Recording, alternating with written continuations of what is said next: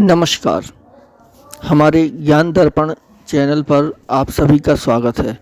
सनातन धर्म की मान्यता के अनुसार चित्रगुप्त मृत्यु के देवता यमराज के मंत्री हैं और मरने के बाद जब व्यक्ति यमलोक जाता है तब चित्रगुप्त जी उसके कर्मों का लेखा जोखा देखते हैं। उसी के आधार पर आत्मा को स्वर्ग या नरक में भेजा जाता है।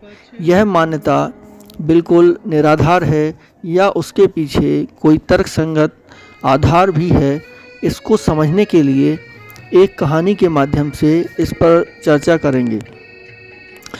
बहुत समय पहले की बात है। एक ऋषि के आश्रम में दो शिष्य विद्या अध्ययन करते थे। जब उनकी शिक्षा पूरी हुई और वह गुरुजी से विदा लेने लगे तो परंपरा के अनुसार उन्होंने गुरुजी से गुरु दक्षिणा लेने की बात कही, क्योंकि मान्यता के अनुसार बिना गुरु दक्षिणा के विद्या सफल नहीं होती।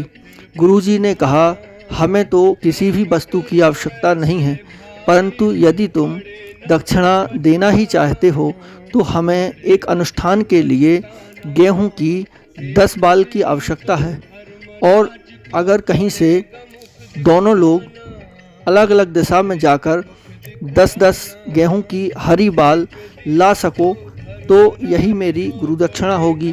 शिष्य बोले, इसमें कौन सी बड़ी बात है। इस मौसम में गेहूं की हरी बाल कहीं से भी मिल जाएगी। चारों तरफ गेहूं की फसल लहलहा रही है। हम अभी आपको बाल लाकर देते हैं। तब गुरुजी ने कहा, रुको, यह काम इतना भी आसान नहीं है। इस अनुष्ठान की एक शर्त है कि गेहूं की बाल दिन के उजाले में चोरी करके लाना है, और ऐसा करते हुए तुम्हें कोई भी न देखे और ना ही किसी को इस बात का पता चले, और तुम दोनों को अलग अलग दिशाओं में जाकर ऐसा करना है। दोनों शिष्य अलग अलग दिशाओं में चले गए। एक शिष्य ने देखा कि जंगल में एक खेत था। उसका किसान जब दोपहर में भोजन करने गया तब उसने देखा कि खेत पर कोई भी नहीं है, और उसी समय मौका पाकर उसने 10 हरी बाल उखाड़ी और छिपाकर गुरुजी के पास ले गया। दूसरा शिष्य खाली हाथ लौटा। तब गुरुजी ने पूछा, तुम बाल क्यों नहीं ला पाए? तब उसने कहा, गुरुजी, मैं सारा दिन घूमता रहा।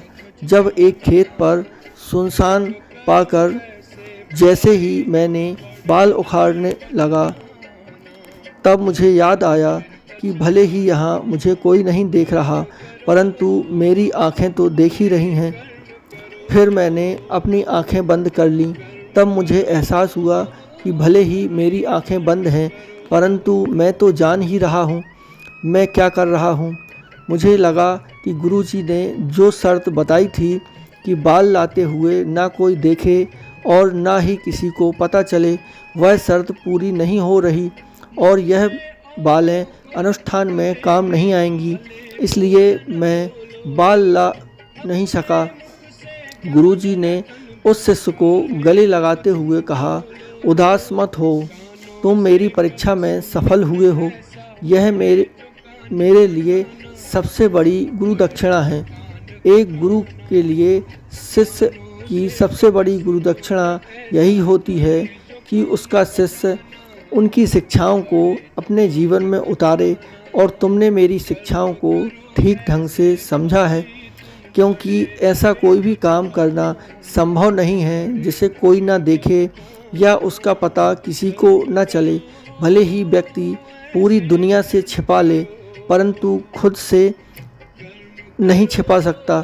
हर काम को करते समय हमारी आत्मा में गुप्त रूप से जो चित्र अंकित हो जाता है उसे ही चित्रगुप्त कहा जाता है। यही वह चित्रगुप्त हैं जो आत्मा के अच्छे बुरे कर्मों का हिसाब रखते हैं, और पुण्य का फल सुख और पाप का फल दुख के रूप में आत्मा को भोगना पड़ता है। धन्यवाद।